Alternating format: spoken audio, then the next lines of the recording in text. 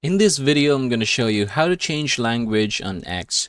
So for us to get this done, we're just going to go ahead and click our profile here, and then we're going to go ahead and scroll down. We're going to open the settings and support down below. And then if we are going to scroll up, you have settings and privacy. I want you to go ahead and click that one.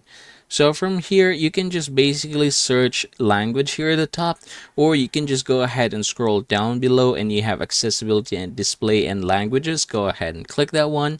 And then you have here languages as well. Now I'm going to open it and then I'm going to click the recommendations. Now what is recommended here by default is actually English.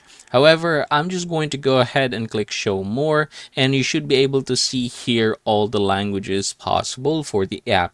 So yep, what you can do is just basically choose a language. For example, I'm just going to choose Korean just like so, and then I'm going to disable English here like that, and then I'm going to click done. And that is how you're going to get this done, everybody. I hope this video helps you out.